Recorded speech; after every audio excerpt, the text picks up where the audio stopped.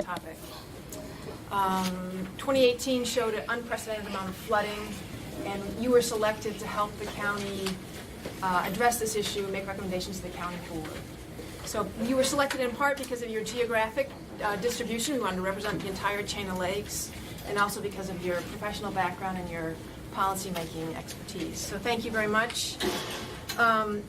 We have also a very terrific Land and Water Resources Department who did a great job on this technical work report, and we look forward to going through that with them tonight. But before we start, we want to quick do introductions around the table. If we could just say our name and where we live in the county, and maybe our closest water body.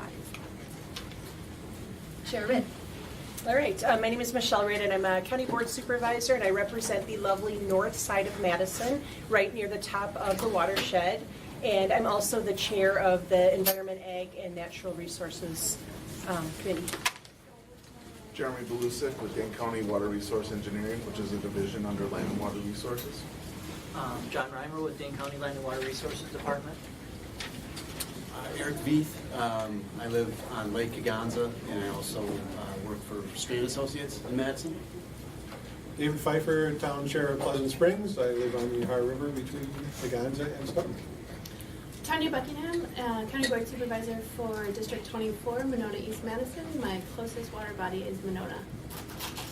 I'm Yogesh Chawla. I'm the County Board Supervisor in District 6 and it's the near east side of Madison. And when I'm taking my daughter to school, I walk over to the Yahara River, and then after school we go over to Lake Monona and have some fun at Yahara Park. My name is Tup Wells. I'm retired. I live on the west side, not too far from the Hilldale Shopping Center, so the nearest permanent body of water would be Lake Mendota. The nearest temporary body of water would be the intersection of University and Midvale. Okay. I'm Dave Ripp. I'm supervisor for the northwest corner of Dane County, all rural. I border Mendota, Twistle and Fish Lakes, Wisconsin River, District 29. I'm Stephanie Brower, and the closest water body to me, well, actually I live in Black Earth Creek watershed, but Lake Mendota. But I have a lot of interest in the Pheasant Branch watershed. I'm quite active with the Friends of Pheasant Branch Conservancy. I also serve on the Dane County Park Commission and the City of Middleton Conservancy Lands Commission. Laura Hicklin, Dane County Land and Water Resources. I'm Pam Porter. I'm chair of the Lakes and Watershed Commission. I live in the city of Madison, the Isthmus along the Yahara River. So I had a basement that was very wet this summer, so I bring that to the table. We want to introduce our county board chair, Sharon Corrigan, and to give us a brief introduction about Resolution 227. Thank you. Thank you all for your willingness to participate in this group. You've got an ambitious timeline and deadline as a committee, or as a task force. So I really appreciate your willingness to commit to this, knowing that it's going to take, in a short span of time, quite a bit of time to go through the materials. But it's an important group, and I think before I talk about the resolution and Resolution 227, which created this group, it also created an ask for a technical group to do a background report, which is what you have here. And I just want to say thank you to the staff at the department and to the technical group, who I think many of the members of that group are in the audience today, is my understanding. So thank you all for your work on this and putting together this document so that this task force has material to work from and to guide you in figuring out what the science has said, and then also to formulate your questions about that science and to be able to hear from the public. So I really appreciate the efforts of that group that really got to work quickly. In this fall, we approved the Resolution 227 to create this group, knowing that this has been looked at before. There have been analyses in the past of flooding in the system, but knowing that this time we're looking at recognizing that climate change really has affected how our system works, and that it's about time we took another look at it. And I know there have been recommendations the last time we looked at water levels that about this time we should be looking at it. So Mother Nature gave us a boost and said it's time to bring a group together. What we need to do, and as I look at this resolution, I realize that at the end it just says the task force shall comply, shall make policy recommendations, but the implied work of this group is to make policy recommendations to help communities in Dane County reduce flooding incidents, and to look at the Yaharo watershed and to be able to figure out recommendations on how that watershed is managed and the mitigations or adaptions that could be done, like looking at this report, and what kind of efforts should happen so that we reduce flooding in this county as we look at heavier and more frequent rainfalls. It's not an easy task, and it's not exactly that we have new solutions to this, but I think something that is new this time is the kind of technical analysis of various scenarios that you'll be able to work with. I know you'll have a chance, you've had the chance to look through and read this report. You'll have the chance to hear from staff and from the other members of the technical group presenting this, and then ask your questions of that, because I know reading it myself, it's a complicated issue if you're not a scientist, which I'm not, and you may have a lot of questions on it. And we'll hear from the public as you move through this work, and there are questions that you'll likely want to forward that the public have on this too, to be able to answer questions. So in that light, if you've got questions about this, I'm glad to answer further questions. If seeing no questions, I'm glad to hand this back over to our able chairs of the Lakes and Watershed and chair of the Environment, Ag, and Natural Resources Committee to get on with your agenda and to dig into the work. So thank you all for being here tonight. Thanks for coming. We have 3 new members just slid in, so if you could introduce yourselves, please, what we're saying, our name and where we live and our closest water body. Rob. Sure. Rob Phillips. I'm with the City of Madison Engineering Division. I live on the north side of Madison, and I'm not sure which water body is closest, but enjoy them all. I'm Patrick Miles, Dane County Board Supervisor for District 34, which is Village McFarland, Town of Dunn, and closest water body is probably Lower Mud Lake on the south end of Lake Louisa. And my name is Chuck Erickson, Supervisor Chuck Erickson, District 13, which includes parts of the near west side and near downtown Madison. And I live right across the street from Monona Bay. And outside the near east side or isthmus of Madison, my street was the next one that was always flooded. So my basements were flooded, my neighbors' basements were flooded, and I live right there, so I see it. So that's my district and my neighbors. So. All right, thank you. Unless there's an objection, we would like to move D, action items, before presentations. So election of chair and vice chair. Are there objections? Okay. Erickson. Yes, thank you. I would like to move that we nominate, or I'd like to nominate, and I would like us to have co-chairs of this organization. And I'd like to nominate Supervisor Michelle Ritt and Pam Porter, who's chair of Lakes and Watershed. They worked on putting all this together, and I think it'd be really effective if we could have each of them continue to work on this and to be co-chairs of this task force. Second. Are there further nominations? Okay, hearing none. All those in favor, please say aye. Aye. Any opposed? Okay, motion carries. Thank you. All right, thank you all. A little bit of housekeeping, if we could. The scope of the task force, as was talked about by the chair, Corrigan, is a deliverables by the March 31st. We're to have recommendations to the county board on policy recommendations. That's where we're aiming. Conduct of the task force, we are going to comply with the state's open records law, and that the public has the fullest and most complete information regarding affairs of government. So that means that the meetings will be open to the public, and they'll be publicly accessible. Meetings will be noticed. We'll have agendas and minutes that'll be posted on Legistar. And we'll need a quorum before our meeting can begin, which is, for this body, 13-member body, will be 7 members. So we ask you to get to these meetings on time if you can. We appreciate that. Public comment. At each meeting, we will have a public comment period at the end of the meeting. And we're also going to recommend that we devote one entire meeting to a public hearing. We can talk about that a little bit later. We have created, the county staff has created a website where staff are posting materials. So John's report, Jeremy is going to talk about the stormwater advisory technical report. Those are posted there. Minutes will be posted, or information will be posted there.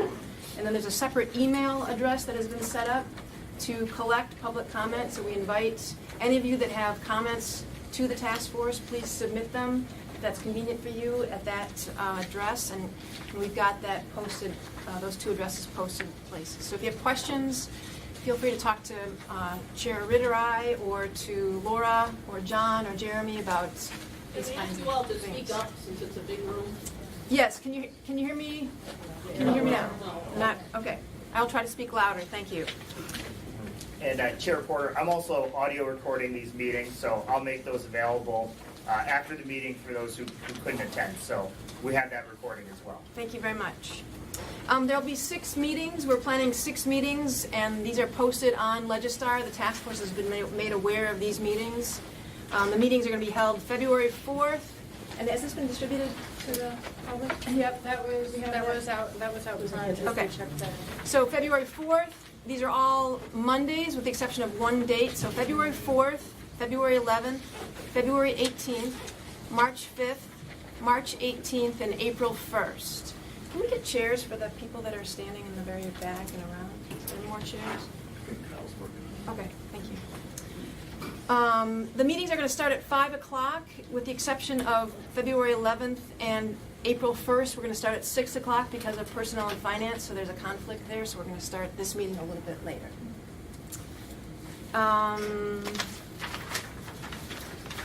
Any other housekeeping you can think of? Questions from the committee about anything that Pam just said?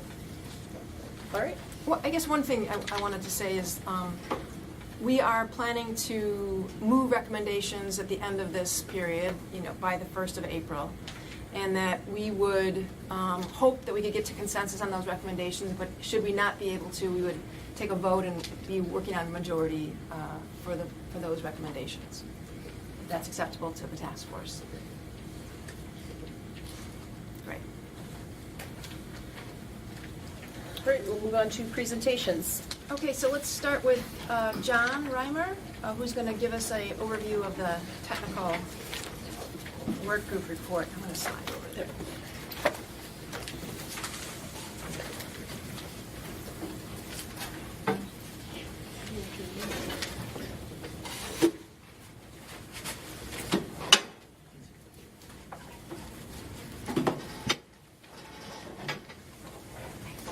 Okay, thank you. So I have a presentation. Do you want to? Yeah, I'm so sorry to interrupt you when you just got 10 seconds in, but so the committee members are certainly welcome to ask questions, but during the presentation, if you can limit your questions to just points of clarification, and at the end of his presentation, full questions. Does that make sense? All right, thanks. Okay, thank you. So what you see in front of you is Dane County, but then prominently in the center, you see the 4 lakes in the chain: Mendota, Monona, Wabeesa, Kaganza. Off to the side is Windruff.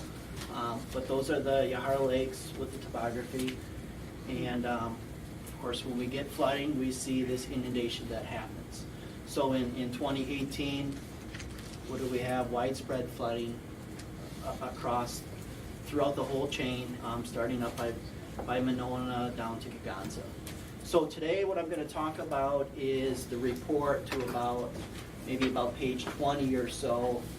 My understanding is subsequent meetings will get into details about the actual scenarios.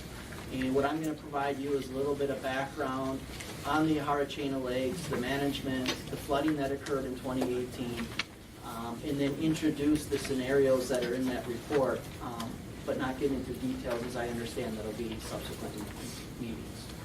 So with that, I think we heard about this just recently, about the resolution, the technical work group to evaluate. And they are here tonight as well, so if there's questions that you have for me I can't answer, I'll probably look to one of these experts here as well. So I thank all of them for their time. So we have Shelley Elmas, Rob Davis with DNR, Jeremy that you met here, Josh Harder, myself with Dane County, Greg Freeze with City of Madison, Dick Lathrop, Ken Potter, and Shin Wu with UW-Madison. So thank them for all their help to develop what you see in front of you in the report.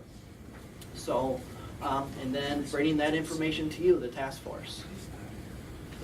Okay, so a little bit of background of our lakes. Some of you may have seen that, but I want to start with this so we all have a little bit of an understanding of what are the Yahara lakes, what impacts them. So the first part is what we call hydrology. And what do we mean by hydrology? That's the rain that falls across the landscape, and what happens with that rain. Right, I know this will be very basic at the beginning, but just to give us a few concepts that some of that water infiltrates into the ground, right, and what water doesn't infiltrate, then, and that will impact the groundwater levels. And then the water that doesn't infiltrate in runs off into the lakes.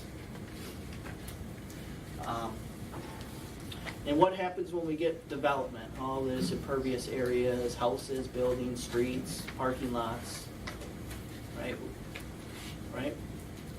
It has an impact. So I want to show a little bit about what does that development look like since 2018. So if we look at 2018, the red right there represents what the development looks like as of today. And we could go back in time and look at 2003, which is the orange, 1993, and this is the Yahara watershed outline there, and then back to 1970.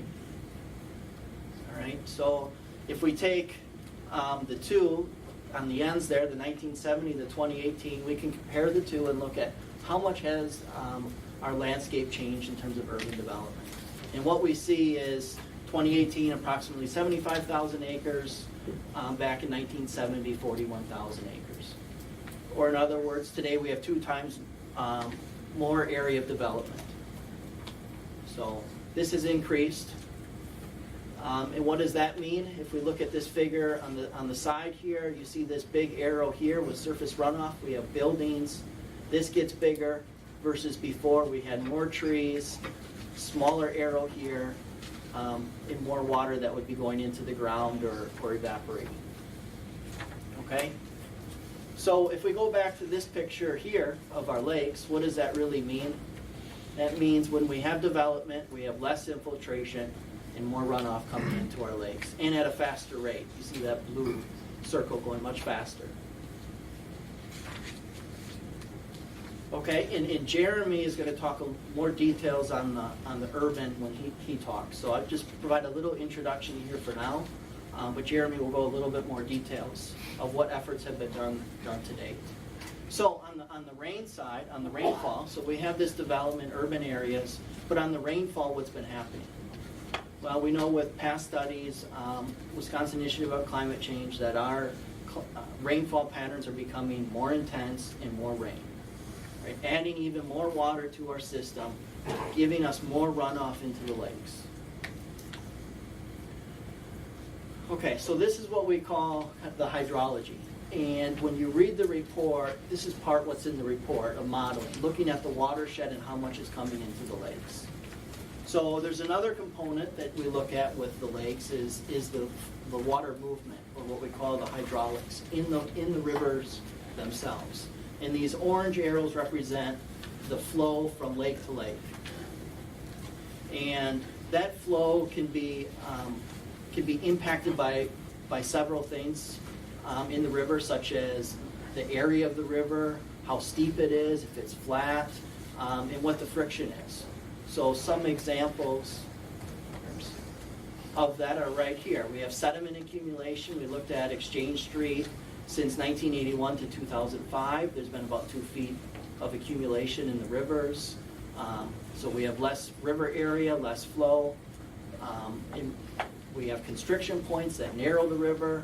Those have an impact on the flow. And of course, lastly, aquatic plants that we harvest aquatic plants in the rivers to reduce the amount of friction and increase the flow when we harvest plants.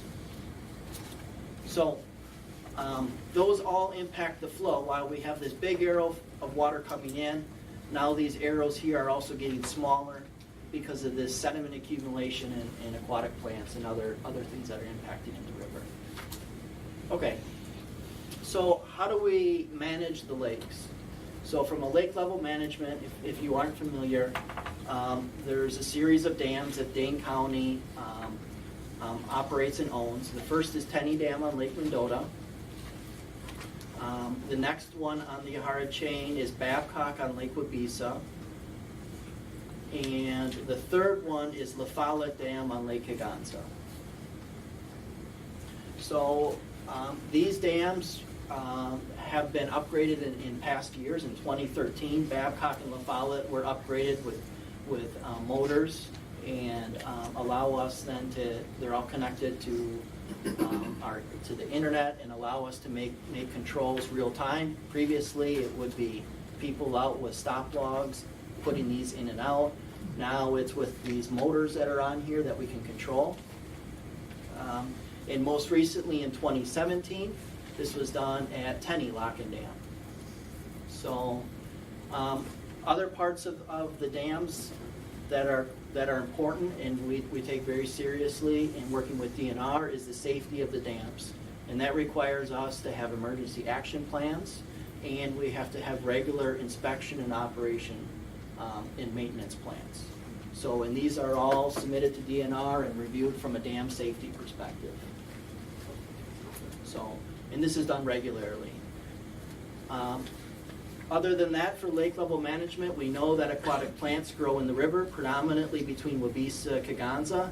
And this year we saw an abundant amount between Kaganza to Stoughton Dam. So, and what do we do with those? We take our aquatic plant harvesters and cut the rivers to reduce the friction that they cause on flow, to help improve the flow so water levels can be reduced. Okay, even though we do some of these efforts, I do want to note in the report we saw there are some historic features such as this fish weir here.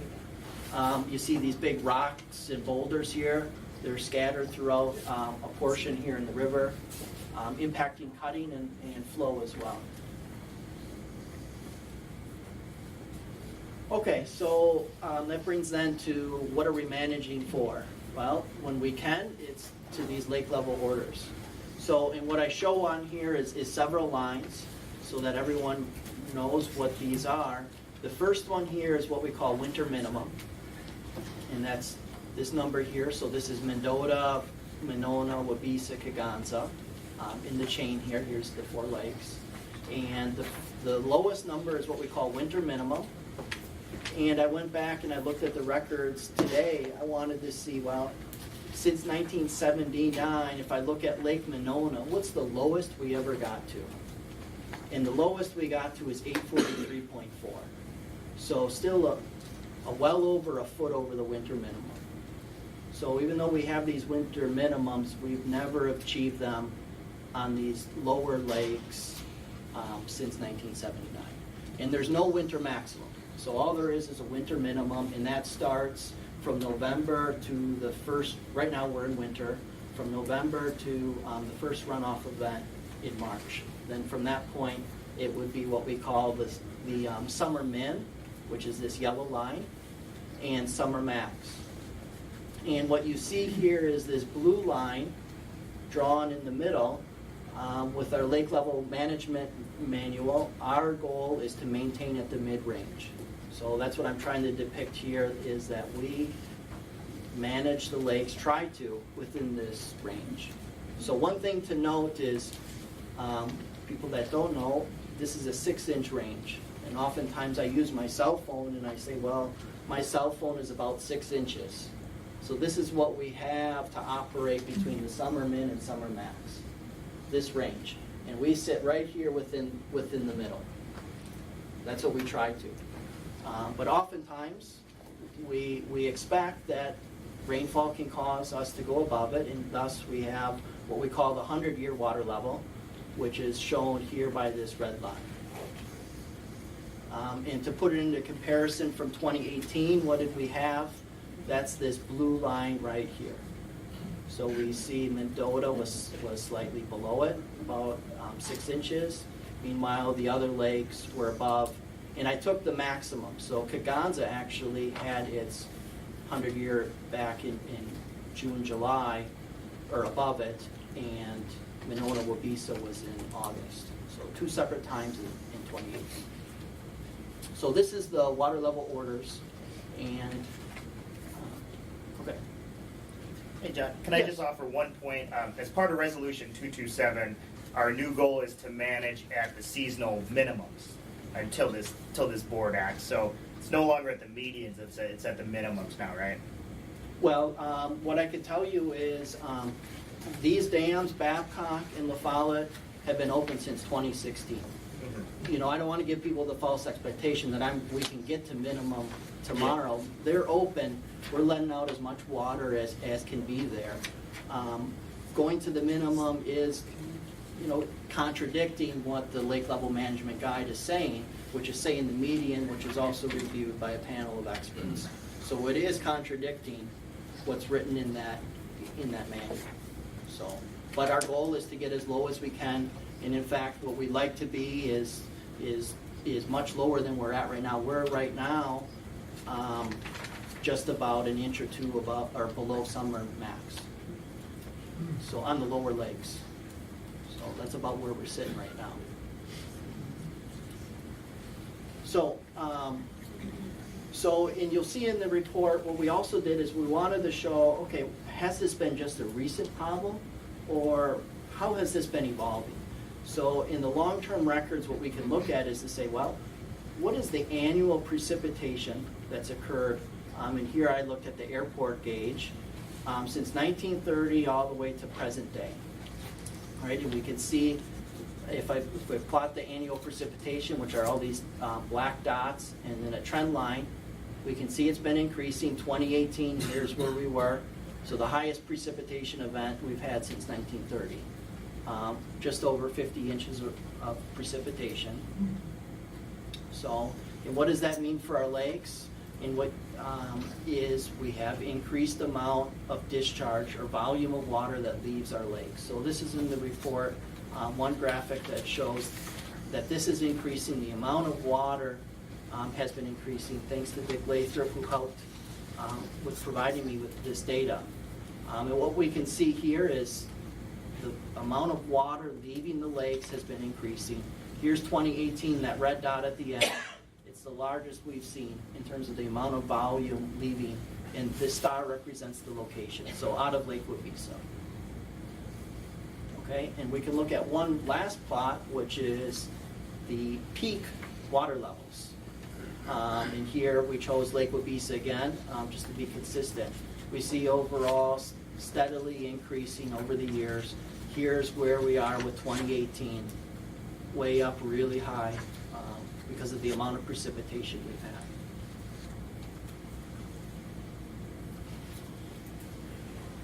Okay, so let's go to more recent times that probably we're more familiar with. This here is a plot showing the water level and flow. So if we look at Lake Mendota, we see the up-down nature of the lake, and then these two lines represent the summer min, summer max. And when you look at this plot, what do you see? Do you see any years we are within the range? Right? So if we look closely at 2011, right here, pretty much consistently throughout that year we had 30 inches of rain, right?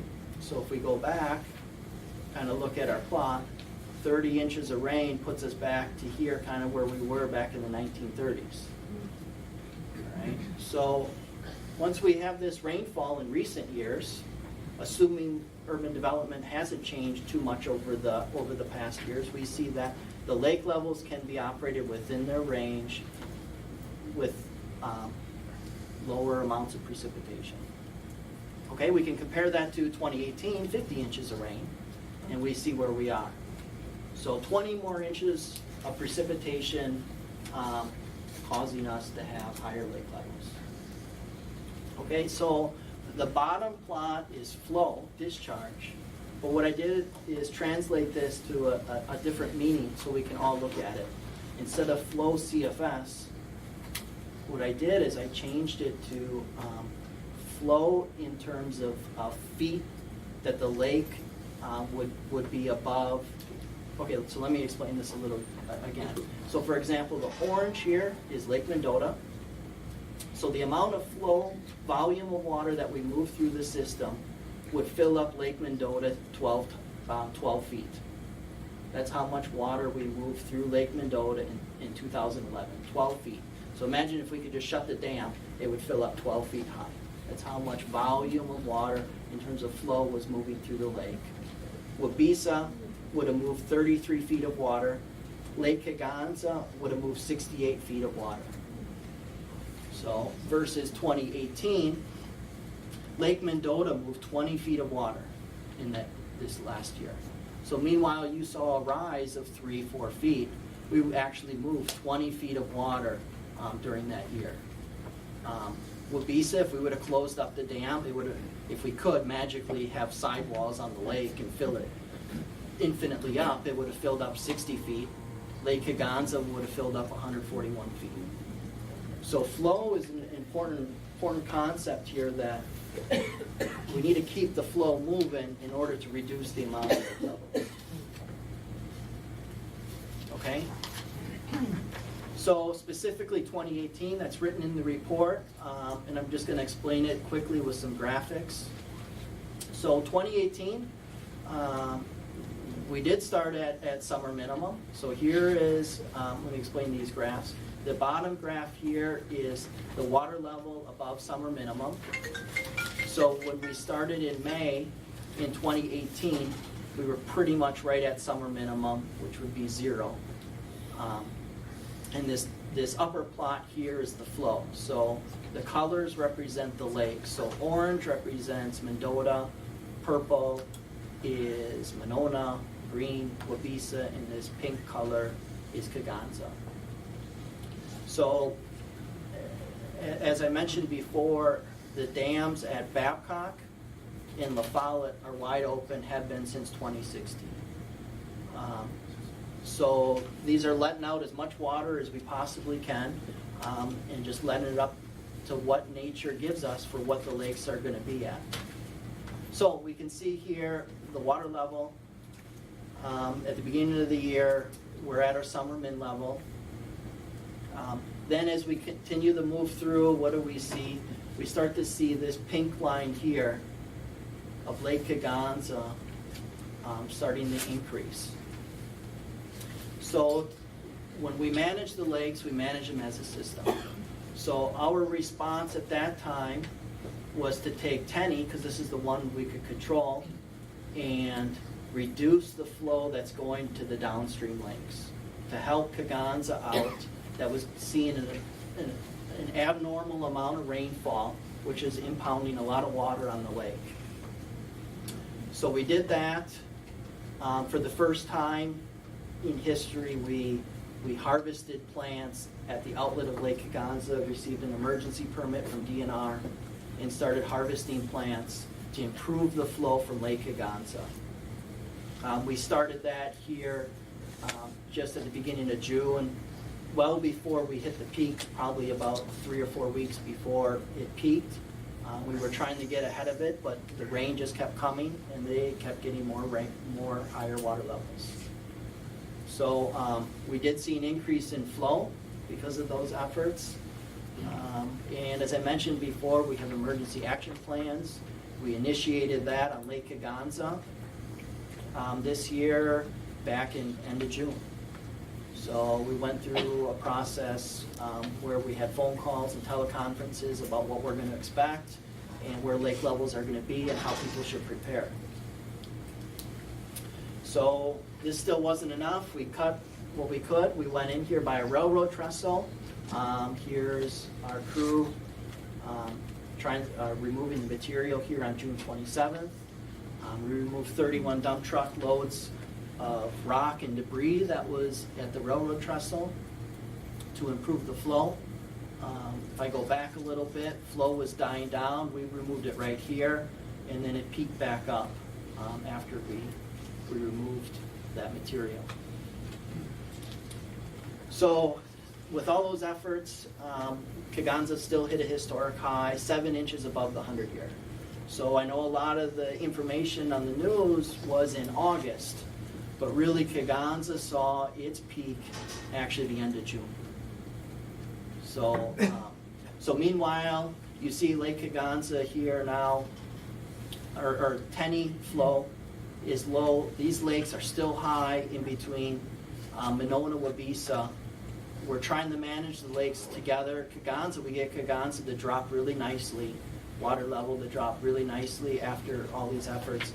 But meanwhile, Monona, Wabeesa are maintaining high, and we manage Mendota along the same lines to manage them as a system. And then we get the rains in August, which bumped everything up. We then initiate our emergency action plans again. So 2 times in a year to do this. And we started working overtime. In 5 days, we removed 92 loads of aquatic plants. Getting everything we can, and then working because of the flow that we were delivering. We were doing it in between nighttime and when it was raining. So what we did with Tenney Dam is discharge a lot of water during the daytime when people could react to it and when it wasn't raining, what we call delivery mode. And then at nighttime or when it wasn't raining, we would store the water to help with flash flooding that would be occurring in certain areas. And you see this graph go up, down, kind of sporadically, but that's on purpose to help with the rainfall, help with the flash flooding, and help to mitigate as much as we can using Tenney Dam. So we go back and forth several times with this strategy. With all those efforts, Monona still hits its historic high, 10 inches above the 100-year. Wabeesa as well, 10 inches above the 100-year. Okay, so for us to know what's going on, we have a series of observation stations throughout the Yahara Lakes, whether it be flow gauges, which are the ones in circle, or the lake level gauges, which I was just showing you before, the lake levels, which are those stars. This provides us a lot of information about what the system is responding, where the water is falling, and how we're going to react to it. But to further that, we also have models, what we call the hydrology, which I mentioned before, or the lake and river model, which is the hydraulics, connecting all the lakes. And together we integrate this data, and this is what we call infos. So, and this is what's in your report, using this as a tool to look at different scenarios. So I'm just going to give a little brief history of INFOS, the people that aren't familiar with it. INFOS really stands for Integrated Nowcast Forecast Operation System. It's a long thing, so I just say INFOS usually. And INFOS is what you just saw before, a collection of observations and models. Bring everything all together so that the managers, the public, the researchers, we have the data that's available all collected into one place.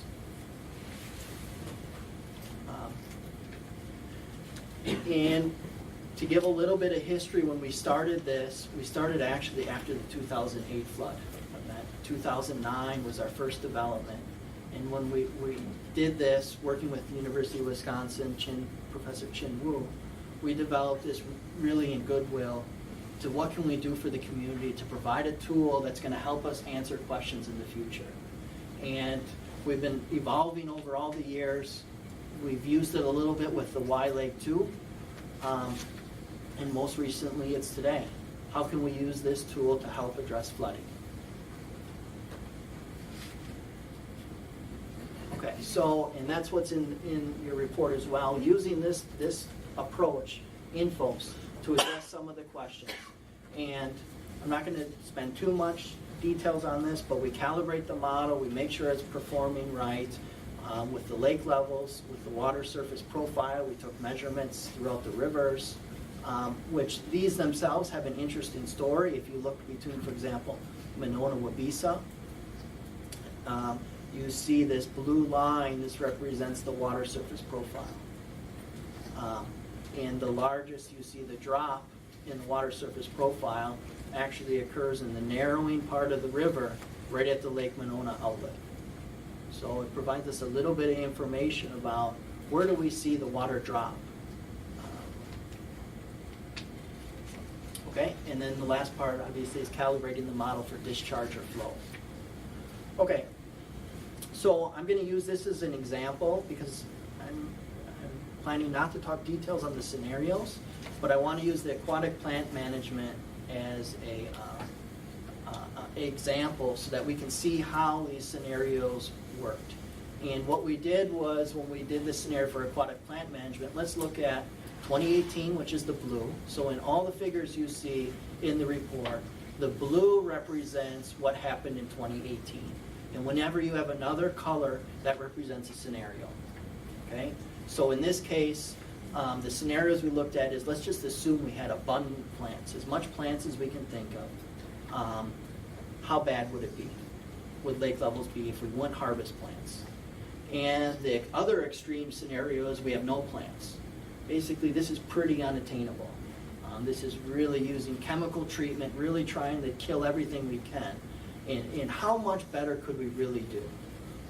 And that's what this plot here shows, is the water levels for Monona, Wabisa, Kaganza in the report. And it's similar to all the other scenarios. We looked at 2018, and how does that compare to a different scenario? And then there's other figures in the plot, in the report, that show what we call a histogram. And this histogram represents the number of days within that range. So I know it may be hard to see, but for example, we start with -6 inches. So 6 inches below the summer min, how many days occur within that period? If we're within the summer min, the summer max, we call that 0. If we're 6 inches above summer max, how many days? If we're 12 inches above, how many days? So you can start to see how can we shift this histogram from having a lot of days, for example, 48 days or 48 inches above summer max, that can we shift that to be 30 inches? Or how much can we shift it?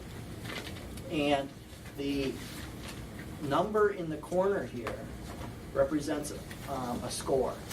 So what this means is, and how we calculate this is feet days is the units. So what that means is how many days and what's the feet. So for example, if we had 2 days that were above summer max, and in one day was a half a foot and another day was a foot, the score would be 1.5.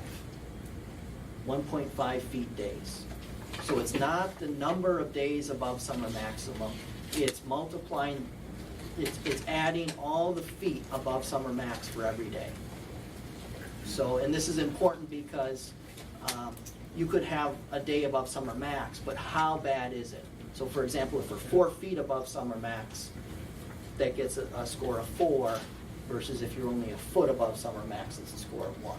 And we add up all those during that whole time series. So for simplicity, you could look at this right corner to give you an idea of how does it rank among the other options. Hey John, can you add that formula as an appendix to the technical work group report? Yeah, there's a description written in the scenario part, in the introduction, like the last 1 or 2 sentences that describe that it's feet days and how it's determined. Okay. Yeah. Yeah, we didn't add really any formulas to try and be as simple as we could, but I mean, I could definitely share it with you as well. Sure. Like that. So that brings me then to, from the technical work group, what did we decide for different scenarios to look at? So we decided in 2 categories, we broke them, adaptation and mitigation. So the adaptation scenarios are those options that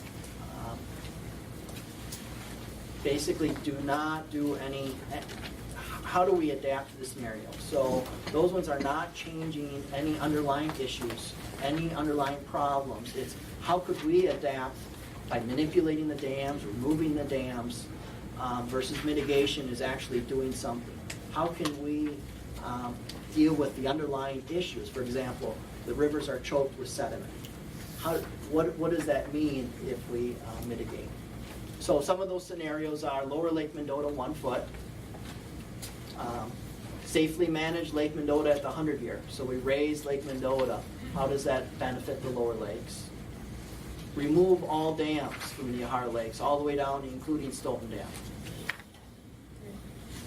Mitigation, on that side now, we're going to physically do something. So let's modify the bridges. They're abutments, they're piers that are in the water. Let's make them so that they're not impacting the water flows. And there's 14 bridges total that we modified.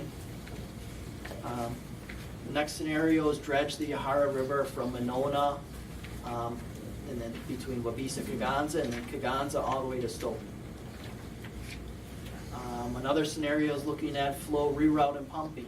Let's take water out of Lake Kaganza, route it around this antiquated system here that's filled with vegetation and historical artifacts, and route it around. You mean out of Wabeesa? Yeah, sorry, out of Wabeesa. Thanks, Dick. And then the fourth option is combining B and C, so doing some dredging between Monona and Wabeesa and pumping the water out of Lake Wabeesa combined. So this last scenario is aimed at providing us that it may be a combination of alternatives. It may not be just one that we're picking, but just give an idea that these may be in combination of themselves, and it may not be just picking one. Yes? Could you repeat the dredging? What parts of the Yahara River would be, proposed to be dredged? Yeah, Because so Mike Gerner, who couldn't be here tonight, had a question on that, and I asked him for clarification, and I think that was his point, if I understand. yeah, His so answer. this is looking at from Monona all the way to Stoughton. All the And way to what we've done already is preliminary looked at where do we need to dredge. It may not be dredging the whole thing. There's further efforts need to be done here, but where are the humps in the rivers? Where are the areas that we can make the most benefit from in fine tuning that? At this point, what we did is tried to take the biggest things we could think of and just what is the overall benefit? For example, the bridges. Let's put all 14 bridges there, not just one at a time. Let's do all of them, and what benefit do we get? Yes? John, in constructing your adaptation scenario C for Yeah. removing all dams from the Yahara Lakes, it seemed to me the consequence of that is you were getting a 4-foot drop in, I think, Mendota. My question was, why did the adaptation posit the removal of dams? Is there any way of allowing the dams in place but simply opening them to get that sort of drop, or do the dams literally have to come out to get that drop? No, I mean the dams don't literally, the dams don't literally have to be removed because you would need to have the dams in place to make that drop. For example, at day one, you wouldn't just take out Tenny Dam, which is 5 feet above, or 4 feet above Monona. The dams would be in place, and we recognize that there would have to be an implementation plan, whether it's over a 10-year period or whatever. I think further study would need to say, how long would it take for us to get there? We didn't get into the implementation, but just the concept that imagine that these dams are either wide open, full flow, or they're not there anymore. Okay, thank you. Yes. John?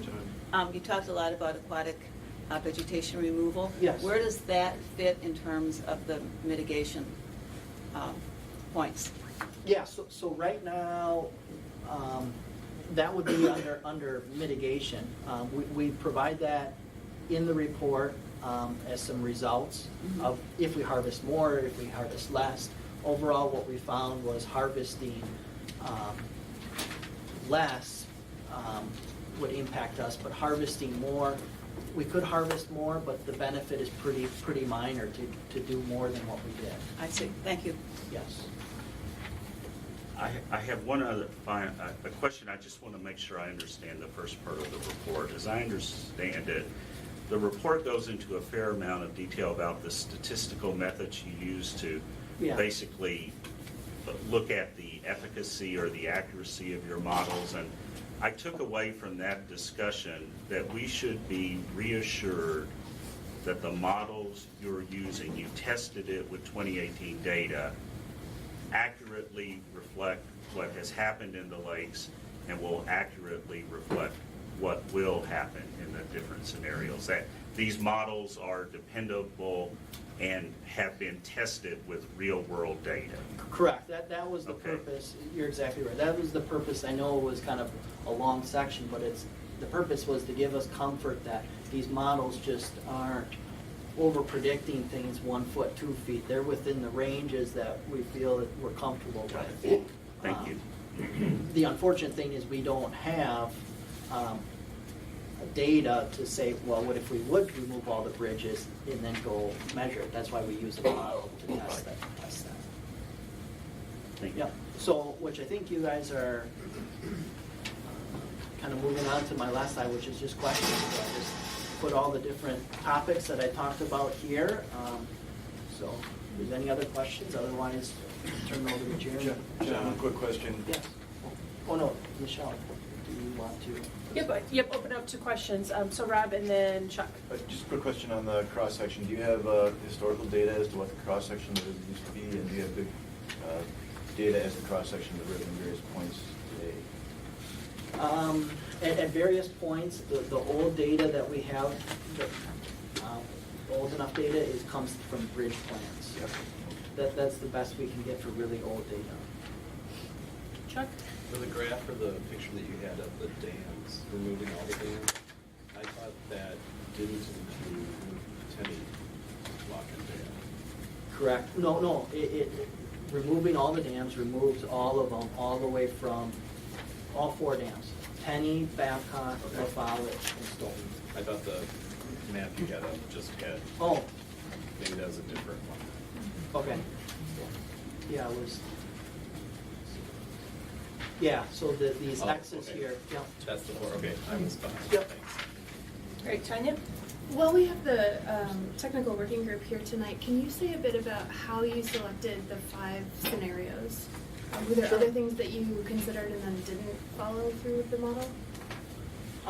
Yeah, I can let the others as well speak too, but those scenarios have been come up with the recent work. Some of them were on Y-Leg 1, Y-Leg 2, and what were the different options that were talked about at that time. Also, it's kind of what we've been hearing on the, from the public perspective too. What if we lower Lake Mendota 1 foot? What if we remove all the dams? So a lot of these have been talked about in the past, and we wanted to put some numbers to them. And we also have come up with other ones that we thought of. For example, pumping. That may not be one that we always think of, but it's one option that's a possible option. So, I'll give any other comments you guys have. I think the scenarios are just as examples of what could be done, because there wasn't enough time to really look at the optimization of different combinations of them. So the combination scenario that John presented was just dredging actually the upper end of the channel from Monona to Waubesa and pumping out of Waubesa. But one could argue actually that combination scenario might also want to include dredging from Waubesa downstream. So there's lots of different combinations of scenarios that should be looked at and find where the true best places are to do things, and there just wasn't enough time to do that optimization, including all the costs that have to be looked at. Having said that, the scenario, particular mitigation parts does include all the necessary action that we feel as a committee that feel effective, if feasible. Does that mean that we are go wild? But we do not go so wild that the thing about it is impossible. We also want to give the sort of different kind of a scenario from the thing that we think most of people will think of, or what they think of, and and then just a range of them. And I think it's right that for anyone here that can think about how about combinations. A combination, as you can see, 5, you can do the combination. There's so many, but we are not doing it. We let you to decide as a committee, as a public thing, what is the right thing that you want to do. I just want to make one more point. You'll read the scenarios for bridge removal aren't very impressive. But if you dredge the channel from Monona down to Wapisa, you might find the railroad bridge all of a sudden there becomes an obstruction. And if you can't dredge 2 feet deeper of sediment because the bridge abutments won't allow it, then you're going to have to do some other modification on the bridge. So the scenario is just, I think, were to give, if you remove all the bridges, what benefit do you get? And I was surprised that there wasn't really that much, but that's because the channel is so flat upstream from these bridges that we're not getting the water to the bridges. But if you do get the water to the bridges, now the bridges, some of them might become obstructions too. So you have to look at these as just examples of what problems are, but the combination is going to take a lot more work to figure out. But on the other hand, I think there's some things that are pretty obvious that you would get real benefits from doing right away, start working on. That- Dave, you had a question? Yeah, I may have missed it, whatever, but when you're talking about pumping, obviously, it's a huge difference on how much you're pumping, or how big a pipe, or what are you looking at all? Yeah, that scenario was assuming 400 CFS pumping. 400? Okay. So it's quite substantial amount of pumping. What size of a pump is that? Pipe? What's the diameter for 400? Probably on the order of like a 60-inch, 5-foot diameter pipe. Right. Crystal Lake has a foot, and it's 1.5 million gallons a day. But this would require more than that. Yeah. Correct. Yogesh? Yeah, so looking at the adaption scenarios, it looks like we have some outlier scenarios there. Like, so one is lowering Lake Mendota 1 foot, and the other is managing Lake Mendota at the 100-year level. In between those ranges, those are very big ranges. Can we do modeling to see what the effects of lowering Lake Mendota 6 inches would be, 3 inches would be, keeping it where it is would be? Is the model allow you to plug information in so we can have a continuum of results? It seems like when we were doing the adaption scenarios, we have 2 kind of extremes, but in there seems like there would be an optimal target lake level. Would the model allow for us to help the committee find what that is? I mean, right now what you see is the lower Lake Mendota 1 foot. I think as Dick Scholl said, this is an example. You can see the benefit of 1 foot, or not benefit of 1 foot, depending on actually how you decide to manage for it. And I think this is an example to say, well, if you get it, you see what you see for 1 foot, how much better are you going to really get? And you can even see removing all the dams, that's the extreme, going even lower. So I think we're talking probably inches in difference. So to keep running the models, you're talking about improved, changes within a value of inches, not on the mitigation scenario side where you're talking improvements on the order of tens of inches. So I guess it's a question for you guys is what level of flooding are we looking at? Are we only looking at the micro, the 1 and 2 inches levels, which is on the adaptation side, or are we talking the tens of inches? So, and that's one thing that we brought up as a group was, well, where do we define success for flooding, lowering lake level flooding? Is it on the order of inches? Is it on the order of feet? And I think that's something for you guys to think about. On the adaptation side, you see it on the order of inches. Or do we want to go to the order of feet? Chuck, you had a question? That's all. Thank you. Eric? Yeah, John, so earlier we talked about just trying to, in the short term, maintain water levels at the Summer Inn through that resolution. And so I think your response was that we literally can't get the flow out in order to get the water levels down that far. So one scenario that I think I was thinking about, probably others, is what if all lakes were dropped, say, 6 inches? And I think what your response would be is these lower lakes, we can't drop them 6 inches based on the flow and the river hydraulics that we see at this point. Yeah, that's a great point. Yeah, so the adaptations there, we're only really able to play with lowering Lake Mendota because the lower dams are already wide open. They've been wide open since 16. So to say we want to lower them even lower, we can't because the dams are already wide open. So the only one we can play with is Mendota. Chuck? Yeah, can you help me out here? I mean, there's a lot of talk of like lake levels. Louder, A lot of please. talk of lake levels and what they should be in height or whatever. But to me, it almost sounds like the biggest bang for our buck is to do something like pumping or dredging. That's a very general statement, but after reading this, that's kind of what I came away with. It isn't so much that, oh, this lake should be at this point or this lake should be at this point. It's more, if we have one of these big rain events again, it sounds like we had one in June, which impacted whatever it was. Lake Mendota. Okay, so that's kind of what got us into this scenario with Lake Mendota and Winona. It just seems like we need to be in a position to be able to keep water moving through. And in order to, I'm just thinking about what our emphasis is here, and I think it's to keep the flow going versus a certain level. Does that make sense, or Yeah, help me out? I'm just trying to. I think we have to look at the problem from flooding. Because if it rains a lot and the water just keeps getting higher and higher and you can't get rid of it, okay, we gotta hold it back upstream because the lower lakes are flooding, and John tried to balance us so everybody's feeling the same amount of pain. If you can't deal with the chronic flooding and your lake is already a foot above summer max, and then we have this extreme event which happened, and quite frankly, they had 15 inches of rain in Cross Plains. Middleton, where I live, I think it was 11 inches, and it was more like 4 over at the airport. You move that storm about 10, 15 miles to the east and center it over Wanakee, we're SOL.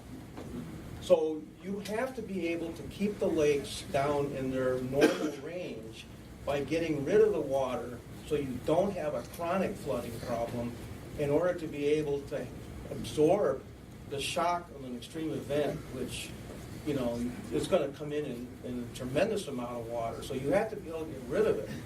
And playing around with Lake Mendota by 3 or 4 inches is not going to save things. I think that's what the modeling really points out. And I wrote an opinion piece for the newspaper back in mid-September because I was seeing all this narrative about how low should we go, running Lake Mendota like a giant reservoir, which they do out west. The water levels change tens and, scores of feet. And I don't think that that's what we want as a community. The city was built around lakes at a level established when the dam was first put in 1849. And I felt it's this really the channel hydraulics and the pinch points and all the sedimentation and all these things that I think this modeling has identified. And I've been working on these lakes for 40-some years, and I can tell you I've seen lots of models used. I feel this model I have the most confidence with of anything I've ever seen. I think that the combination of the hydraulics part with a really good watershed hydrology model is giving us a chance to really look at where are the places we need to do the work on. Okay, we're taking questions from committee members only. There will be public comment at the end, and if you have questions, you can go to the Lakes and Watershed Department website and put questions or comments in there as well. Okay, I lost order, sorry. Pam. This goes to a question on bridge modifications and kind of ties in with what you were talking about. But when I read the report, I was kind of confused about the figure that shows the span bridge versus and that it wouldn't matter much if we. So can you just talk a little bit more about that? Because that seemed illogical, sort of. Yeah, so what we did for the bridge modifications is, and a lot of these bridges, if you look from the aerial view, they narrow down, just the river itself narrows down. So what we did is we re-widened the stream And then we took out the bridge piers that could be blocking flow and the You modeled abutments. it. You modeled Yeah, it. we modeled that. We assumed that it was a free span bridge, Okay. and if water would come up, it would only be impacted by like the low chord, high chord of the bridge itself, not any abutments or piers. And, yeah, when we did that, what we found was, minimal impacts to water levels. Is that because you used 2018 data in a less water-filled year? Would you see more obstruction there? Yeah, so what we have found in the past, that the bridges cause this phenomenon we call choking, where the water gets choked. And the way you can overcome that is having higher water levels.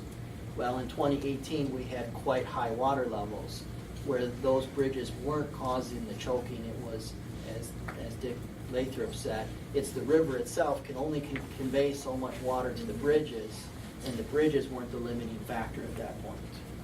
So at the low water level, though, on the other hand, when you're like at summer min levels on the lakes, then the bridges play more of a role because the water depths are shallower, the river is narrower. So in a more normal water year, if we were to reconstruct some of these bridges, it might make a bigger difference in terms of water flow? It could increase the flow at the low water times. Yeah. Okay, Patrick? Couple questions related to the idea of dredging. I think your illustration in the report sort of the model contemplated just everything dredged all at once, but would there be prioritization that we need to set, or can say up, downstream up? Okay, so there's that. But my big question in regards to the idea of dredging is what type of time frame or life for that investment could we see before there's resedimentation settling in? Yeah, Doing that work. Yeah, that's a great question. That's something we acknowledged in the report as well, that we may even want to consider over dredging to give us a longer life expectancy. That we know we want to get, for example, 2 feet more, but we expect it's going to fill in, so let's dredge in this area 3 or 4 feet to give us another 10, 15, 20 years. Well, and related to that, are there factors that the task force should be looking at that consider this resedimentation that maybe should be part of our recommendations eventually as a way of preventing sedimentation at that source? Yeah, and it may be likely that dredging becomes a maintenance, just like weed cutting. It becomes a program that you need to continuously keep these because the rivers silt in, the lakes fill in. It's just a process that we need to continuously maintain too.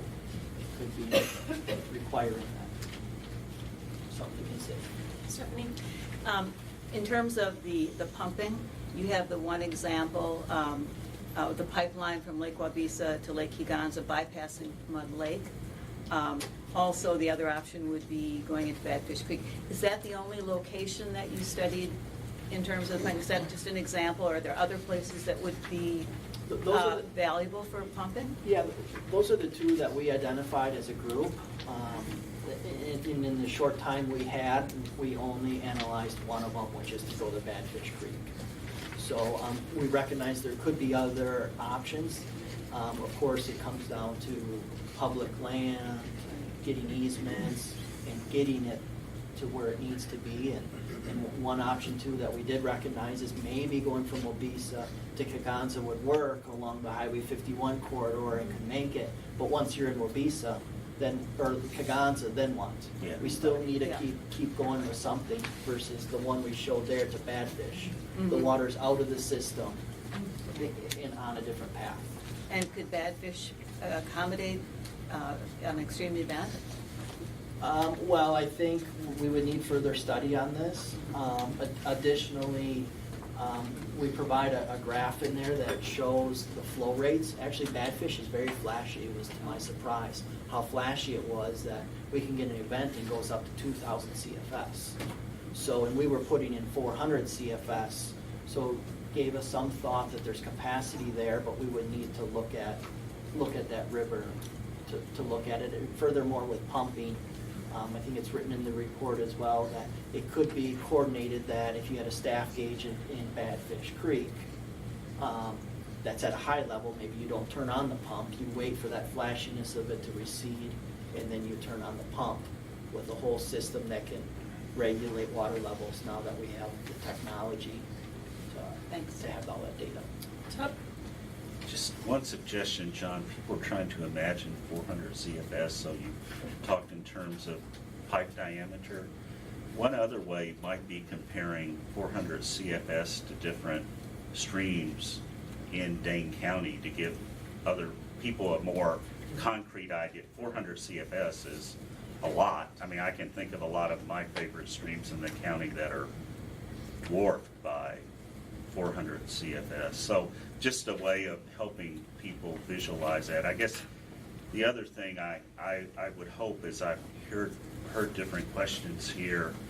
I am a little concerned about coming up with sort of, the committee coming up with endless combinations for you to run models of. One thing that I feel is very, very pressing is the deadline for this committee and trying to meet that deadline. I mean, I can remember last January, it didn't affect Madison much, but there was a major rainstorm in January of last year, January of all places, that led to a lot of flooding in the Sugar River of all places. You know, who knows if that rainstorm had been over Madison. So I really feel the need for this committee to stay on task, on schedule, and try to meet what Chairperson Corrigan has laid out. So I'm a little nervous if we feel we have sort of a carte blanche to come up with endless combinations for our experts to model for us.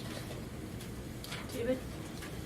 Yeah, what I'm reading and hearing is that we have the extreme rain events is what called attention to this issue of chronic flooding. That we have increasing rainfall for a long period of time that is stressing our ability to deliver water out of the lakes. It was clear that had the county not deployed weed cutters, had the ability to do that, we would have been in dire straits because, if I remember correctly, you increased flow by 350 just by cutting below Kaganza. If that had not happened, where would we have been? So clearly we have an ongoing chronic issue here that is, attention is brought because of the flooding that we had. But we're at risk of that kind of flooding every time there's an extreme event if we don't address the chronic issue. So I think the committee has to be focusing on how do we fix this chronic issue as our priority, and then look at how do we manage the system to alleviate the severity and frequency of the storm events that take place once we've got the chronic thing under control. And to that end, would it be helpful for the county to have a wider range that they could work with for their min and max, so that you can manage to what is clearly a higher volume of water coming every year compared to when those mins and maxes were established? And should we be managing closer to the min rather than to the midpoint every year, and use that as a goal rather than continuing that practice that was established back in 70 or whatever it was? All right, I don't see any further committee questions right now. At our next meeting, we will be discussing these scenarios in much more detail. So let's move on to our next presentation. Thank you, Jen. Thank you.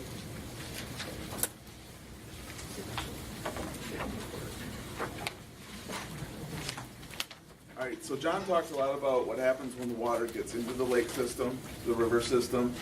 I'm just going to give a brief update about some of the efforts that the county's gone through in the past several years, looking at things that we can actually do on the ground to prevent that water from getting into the lakes in the first place. And the obvious one is infiltrating that water. John showed you in that chart that if we get the water into the ground, it gets into the groundwater, it leaves very slowly, goes into our water table, doesn't make it to the lakes in a lot of cases. So the flooding and lake level issue has been around for a long time. We've had YLAG 1, YLAG 2, and now we're convening this task force as well. So I think we've understood that our flood risk is increasing over the years, and we've been looking at some of the other aspects of flooding, such as stormwater management.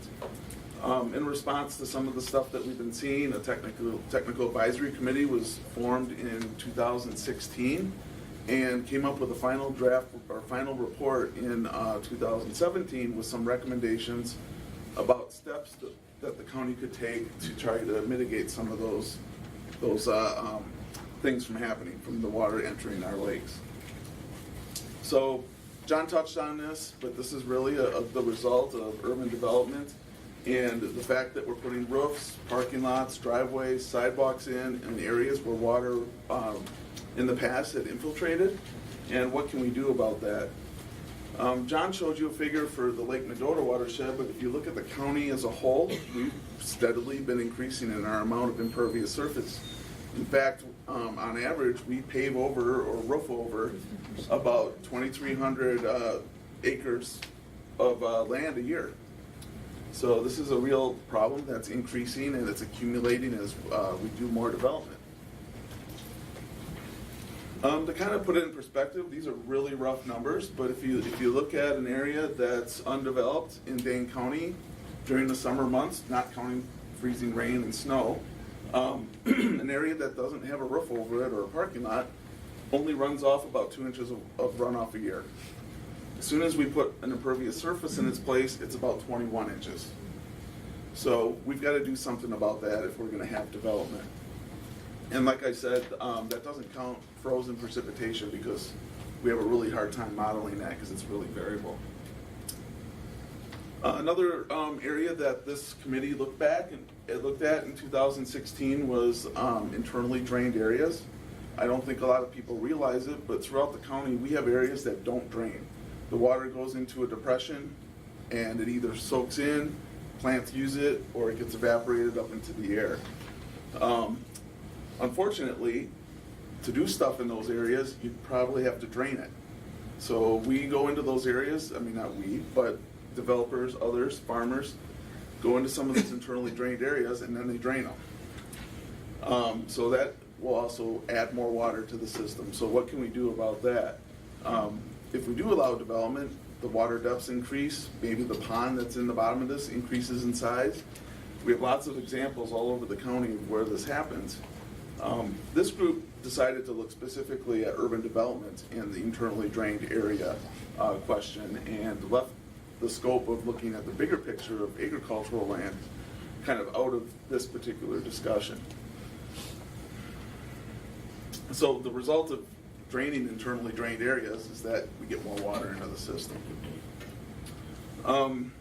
This is a map that was done a number of years ago by Eric Booth at the university that kind of showed where some of these big internally drained areas are. And you know, up in the northern part of the county, we have very large areas, but a lot of it's in Columbia County where we may not have as much control. This doesn't accurately show where all the localized internally drained areas are. City of Fitchburg, the far west side of Madison has a lot of internally drained areas as well. And we haven't done a really good job about trying to figure out what we can do with that and allow development at the same time. So the committee looked at our current stormwater management requirements, and these are requirements that we place on new development when they come in. We have a infiltration or a stay-on standard of 90%. That means 90% of the pre-development runoff would stay on site. So it's not 100%, it's 90% of it. So a lot of people look at that and they see, well, we're still allowing 10% degradation. So that was a big part of our discussion. There's also a number of exemptions that can be placed on a site that comes in for development. Redevelopment is one of them, but maybe there's also poor draining soils or depth of bedrock, or maybe we have an area that maybe could potentially contaminate our groundwater. We don't want to put water through the ground in those areas, so there's a number of exemptions. And then finally, we don't have any specific requirements for internally drained area. We've had some guidance. The Regional Planning Commission has been using some parameters when they look at larger scale development, but on a site-by-site basis in the county, we really don't have anything currently.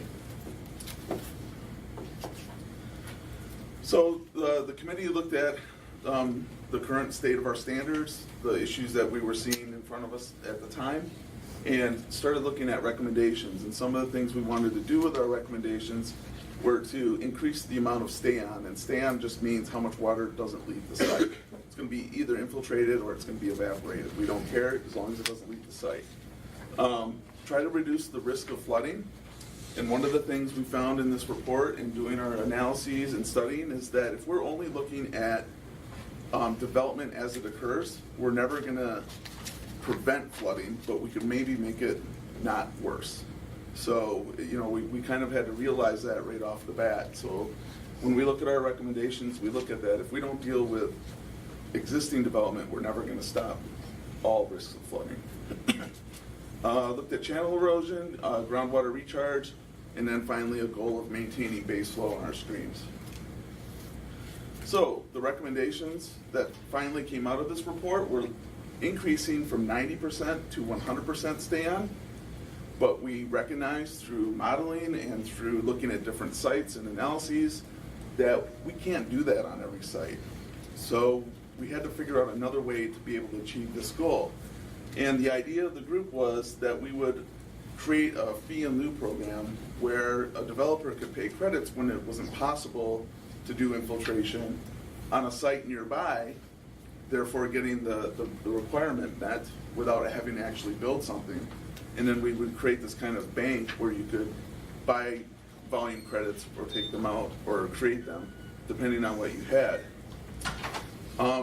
We looked at the number of sites that had some form of exemption or had redevelopment on them, and it was probably realistically around half the sites have some exemption. So even though we had this 90% requirement, a lot of the sites weren't even meeting that because of one reason or another. So the group recommended that we eliminate these exemptions, and we also bring in redevelopment projects into the fold, but recognizing that it's very difficult or impossible to do infiltration on those sites, we'd also allow them to participate in this fee in lieu program. And then just one final note, we didn't want developers to do nothing on their sites, so we wanted them to maintain our existing level of 90%, and they could then only purchase credits to go from 90 to 100%.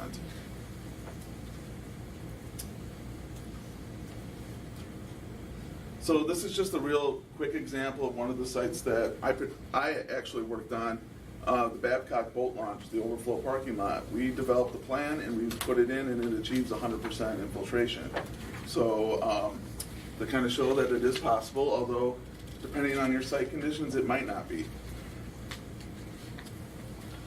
So implementing this fee in lieu program, it's kind of like the bank I talked about. It would allow developers to meet some portion of their requirements if it was impossible or very difficult to do on their sites.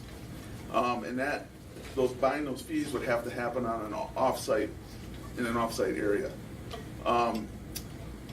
Maybe one of the opportunities, if there was a fee in lieu program, is that we could purchase some of these internally drained areas and protect them, or purchase areas that were internally drained and now disconnect them again. There are some opportunities for that in some parts of the county. And then also, if a developer wanted to voluntarily exceed that 100% standard, they could potentially be paid by this program to create credits that another developer could then use.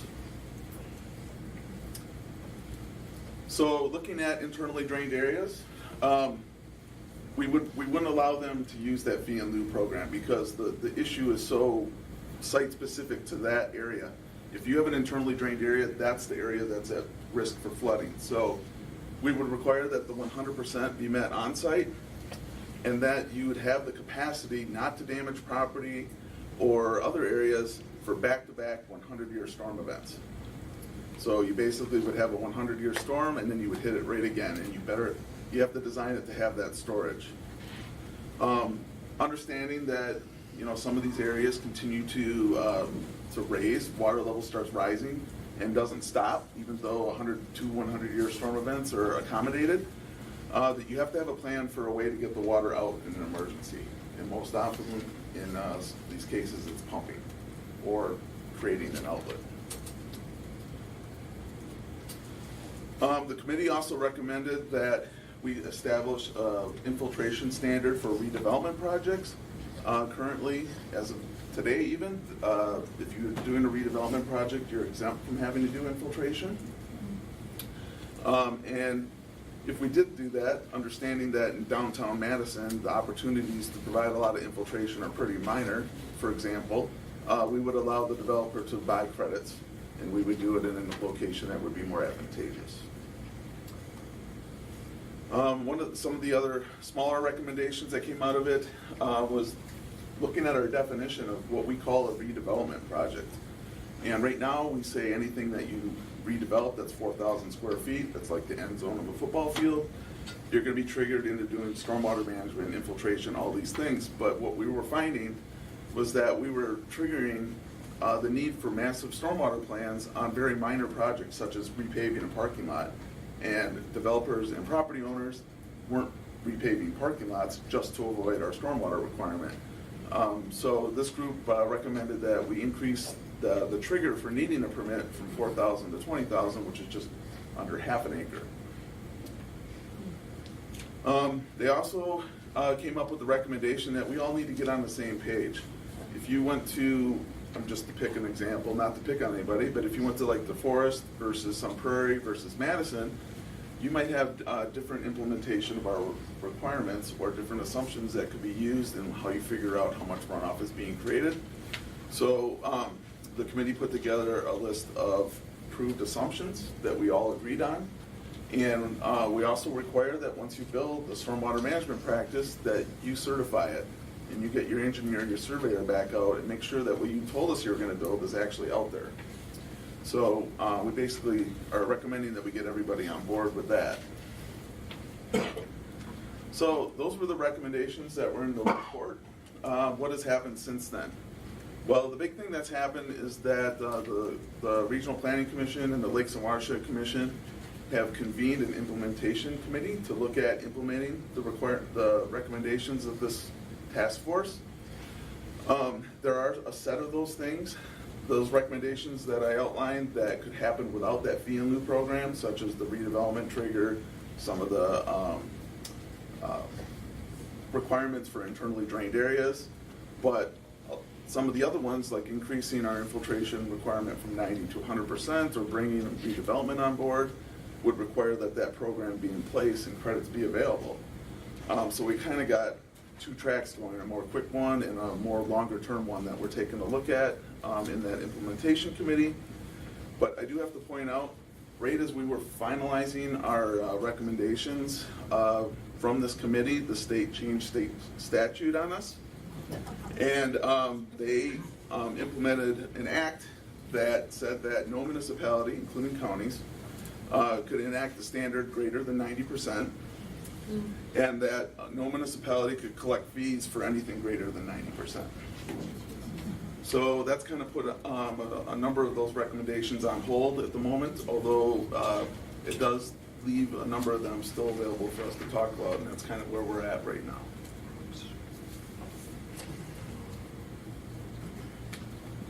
That's it. You ready for questions? Sure. There are any. David, then Stephanie. Question on infiltration, Jeremy.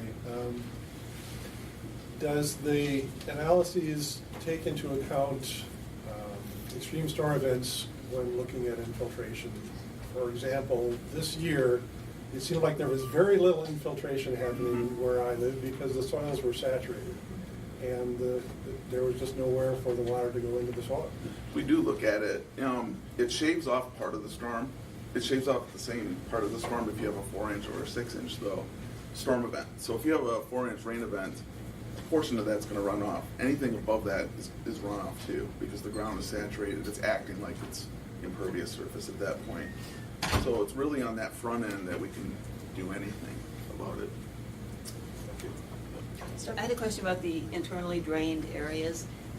and I'm thinking of places like Esser Pond. Yep. Up to now, those areas have not been protected in any way or restricted in terms of development? If they have any restriction in development or protected in any way, it's at the local municipality, and I know Esser Pond is, but there are other internally drained areas that do not have protections. I really appreciate this presentation, and it certainly answers the question I'm sure many of us had reading this report was, okay, we got to deal with the water once that it's in the lake or once the river, but how do we keep it out? And to this, I'd add there are lots of other things that can be done in terms of buying and restoring drained wetlands and where the county has land and cropland, getting it in prairie.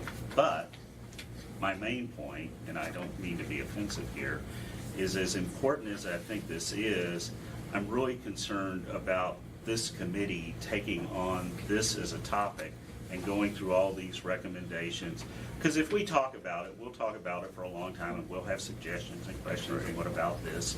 My sense is this report has been worked on by experts, and I think it's ready for policymakers. So I would like us to note, appreciate the work that's been done. Thanks for bringing it to our attention, but earnestly ask the county board and the Land and Watershed Commission to take it up and begin working on implementing it, as opposed to us talking. I think we have enough on our plate to just cut to the chase. Yeah, and sorry. That's the point of me speaking here. Way to go. Is to give you the background that there's this whole other thing, where we deal with our land and our land use and our stormwater management. That's kind of out of the scope of this committee, but we wanted to give you the background that we are doing something about it. Bless your heart. And you guys do definitely have enough to talk about. So, yep, absolutely. Are there further questions for Jerry? Okay, see none. Thank you.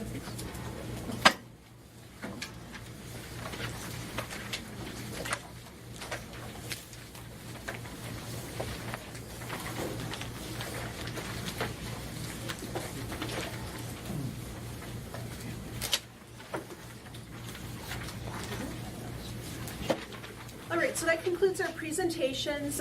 We have previously moved D, the action items, up to the top of the agenda, so that's taken care of. E, public comment. So far, I believe that we only have one registrant. If you would like to speak, you have 3 minutes, and where can people get forms? So if you'd like a form, please grab one.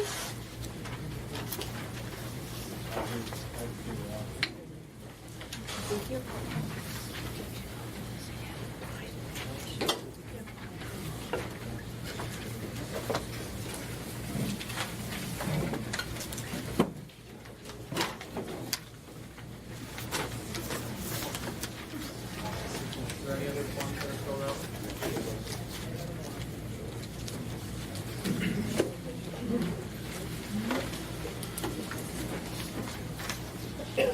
So feel free to keep grabbing forms and filling out forms. You can hand them in over here and we'll get you in the line.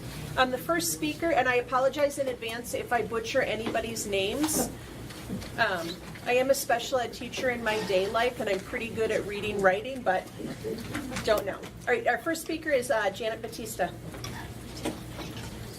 And then on deck will be Dan Schultz. Yeah, to the podium if that's okay. And after Dan will be Brett Halsey. And who's timing? Okay. So my name is Janet Batista. I'm a retired DNR hydrogeologist, and I'm a technical advisor for the Madison Water Utility, and I'm on the board of the Friends of Cherokee Marsh. But I'm not speaking for any of those people or agencies. What I wanted to say is that Cherokee Marsh has lost over 400 acres of wetland from flooding. So this has been documented, and as Dr. Lathrop knows, wetlands are very important. We've lost 50% in Dane County. So in thinking about the scenarios, what I'm wondering is this. I understand that it's really important to get water out of the system down the chain of lakes as fast as possible. So there are all those mitigation strategies to do that. But what I'm wondering is if the strategies of lowering the lakes somewhat, maybe under 1 foot, maybe down to lowering the levels, will have a beneficial effect on Cherokee Marsh, which continues to lose wetland every year. It's not necessarily during the storm surges. It may be just that the higher levels are contributing to that wetland loss. And we know that having those wetlands there is protecting the whole chain of lakes from flooding. So anyway, in reviewing the scenarios, I'm hoping that that lowering by 1 foot for flood control, if that may be less than 1 foot, if it could still have beneficial effect. So that's one of the things I'm thinking. The other thing I'm wondering is, in the scenarios, it seems as if what's being compared with is the precipitation scenario that we had in 2018.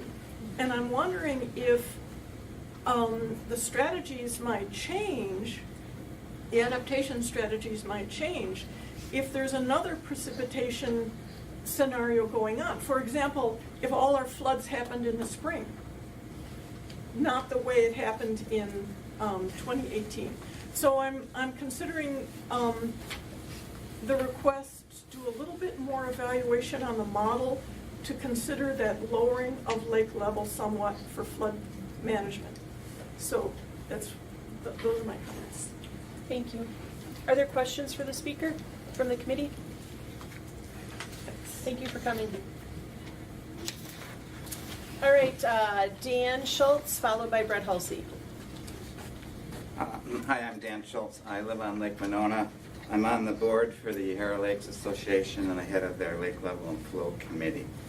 I first of all want to thank the county board for putting this task force together, and certainly thank the work group for the work they've done. I think it's an excellent report, and I'm really excited about some of the things that they've brought up.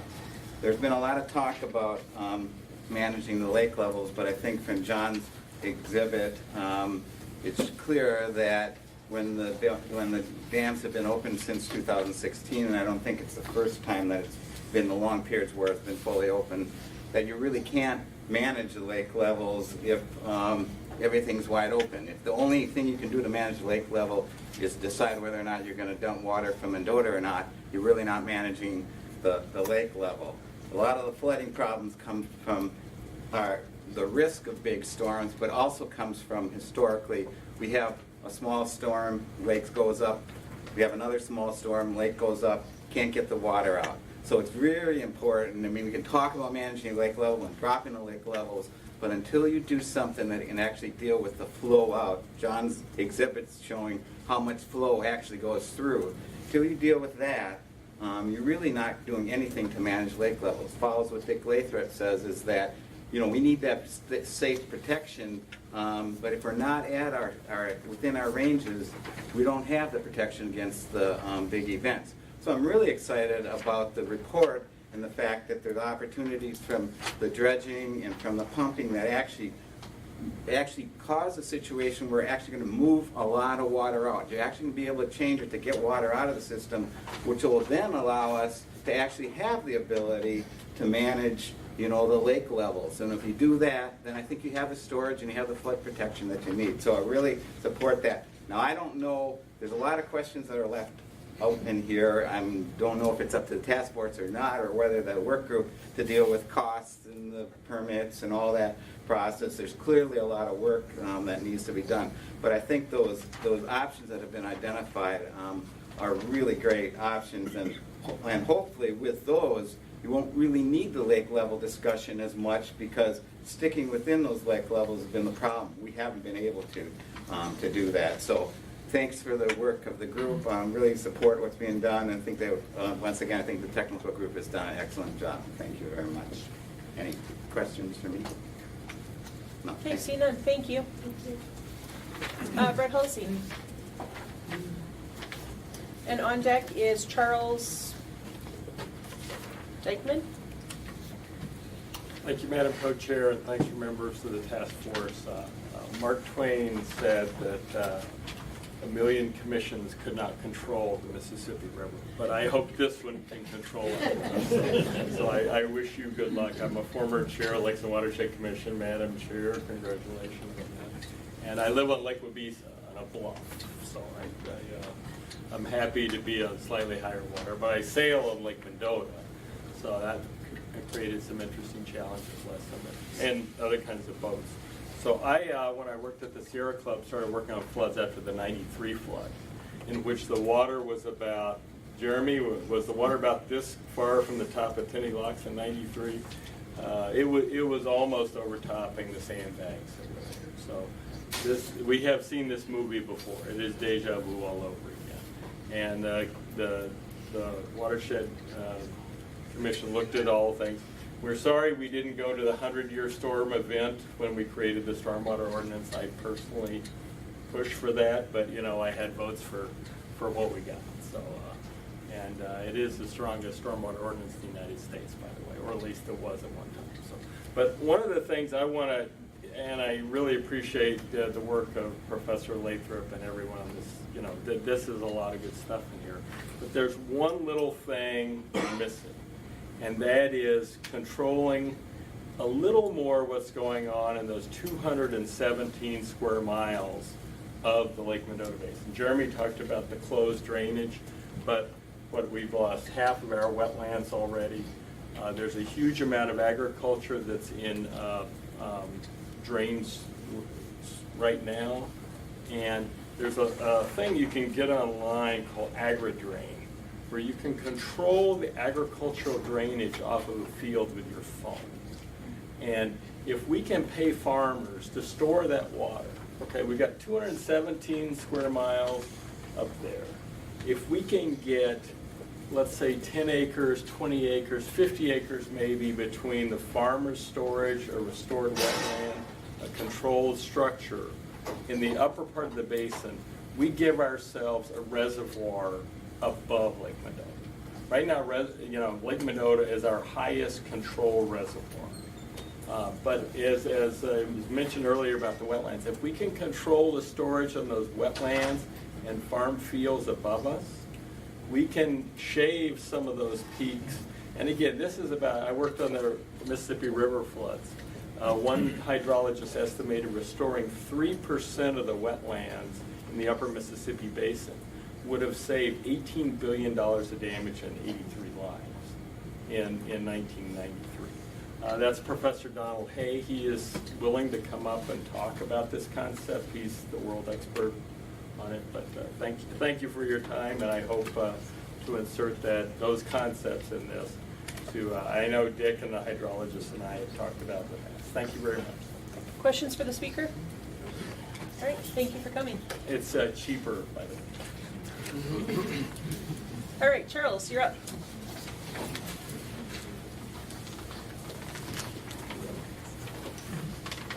I don't have anything except some questions of John. And I guess the first is, have you considered the possibility of using, in addition to Badfish, to using Kiernan's Creek, assuming that continues to exist? Point of clarification. Laura, right now is public comment, not public questions. Questions should be referred to the website, correct? Okay. Okay, so yeah, feel free to comment on anything, but it's not open to questioning committee members, but there are ways that you can do that. So if you could comment Yes. and then forward the questions to the email. Okay, I Thank will you. do that. I'll then change to some comments. Perfect, thank you. Comments to That's what John. you get from a lawyer. I'm using a map of Dane County, and particularly the part of it that takes in Wabeesa, or Monona, Wabeesa, and Kegonsa. And I note that there is a very short distance between the between Lake Wabisa and the beginning of Kiernan's Creek. And Kiernan's drains into Badfish.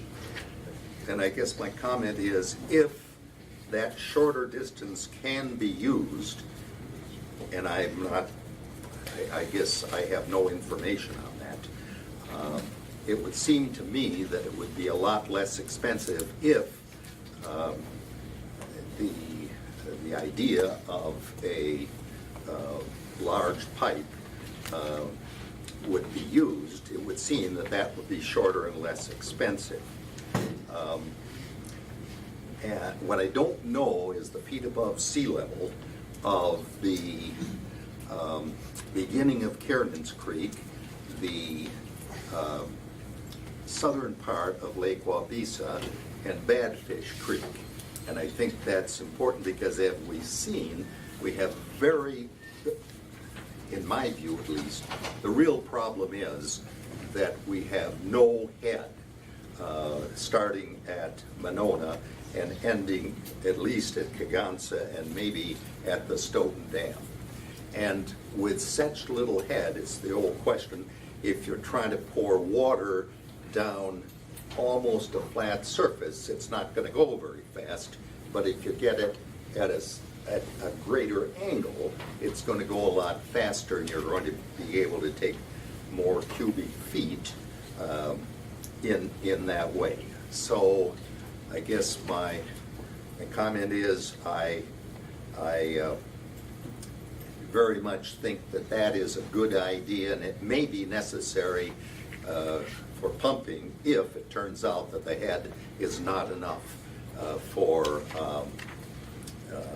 just a natural flow. No questions. Okay, there is a question. Yes. Mr. Dykeman, you presented to the Lakes and Watershed Commission, and if I remember right, you talked about having studied this a little bit and looking along highway corridors. I did. Can you talk a little bit about that? Yes, I did. And then I had some correspondence with John Reamer. And I like that corridor because it's free. Well, it isn't free. It still costs a lot of money, but you don't have to go trying to buy people's property. The difficulty of that is that it still has that problem of the head. And there's still, I canoed down from Wabisa to Kegonsa, and I don't think you can put more water in that area unless you pump or go outside of it. But the advantage of going other than under Highway 51 is that you bypass Stoughton and the Stoughton Dam. And the Stoughton Dam, of course, keeps the water up. So I have to say, I like the idea of under Highway 51, but I think from talking with John Reamer that I think his idea of going eventually to either Badfish Creek or Kiernan's Creek is a better one. So I have to admit that I was mistaken. I hate to, but I hate to. Are there further questions for the speaker? Okay, thank you for coming. Yep. Is there anyone else wishing to speak? We will have public comment at each meeting.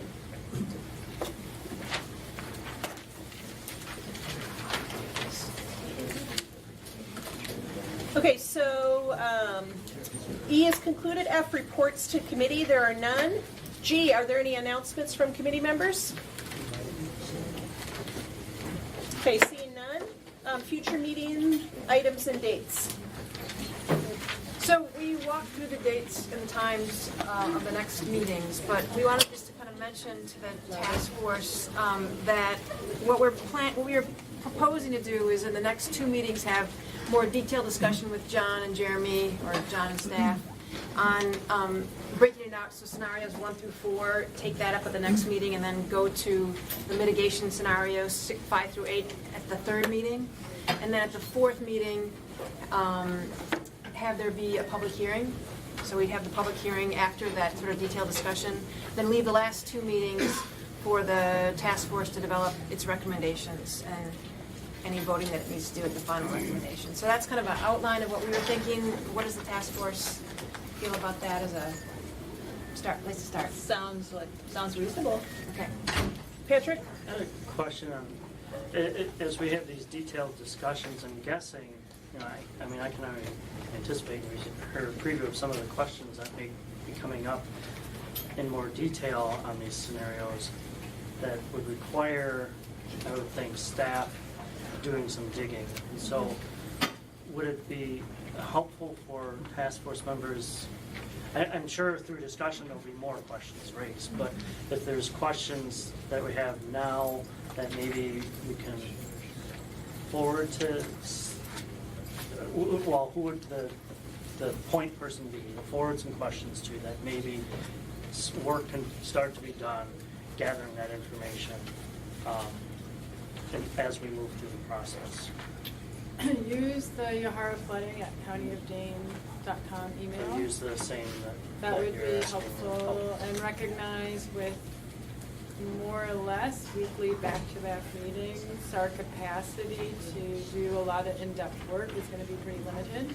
So we'll do the best we can, and some questions are, you know, very easy to answer, easy to accommodate, but we don't have running additional scenarios modeling in our work plan for the next. Well, and I'm not thinking of running different models. I'm thinking like, for example, the whole idea of dredging, well, what's the cost? And like I asked, you know, what's the anticipated life for that investment? That sort of thing. Sure, and again, you know, some of that we'll be able to answer, but I do think it's fair to say that for the most part, any recommendations that come out of this body will have a companion recommendation to do the feasibility studies and cost estimates. So we do anticipate and assume that if you recommend action on any of the scenarios, that there would need to be follow-up investigation before we could proceed with those recommendations.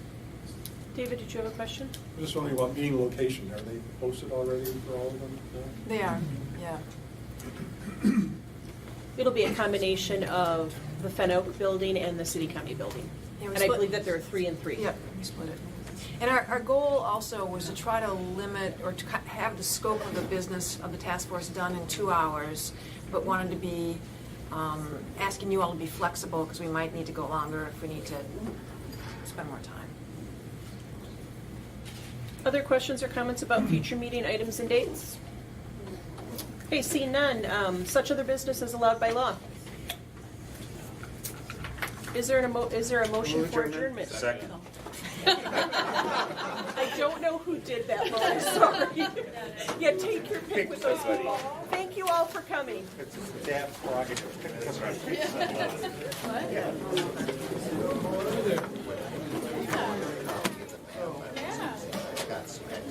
Hi, Chuck, I'm Laura. We work together on your...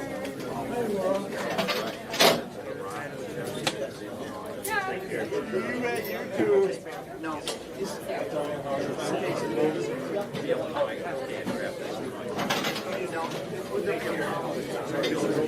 When I get up,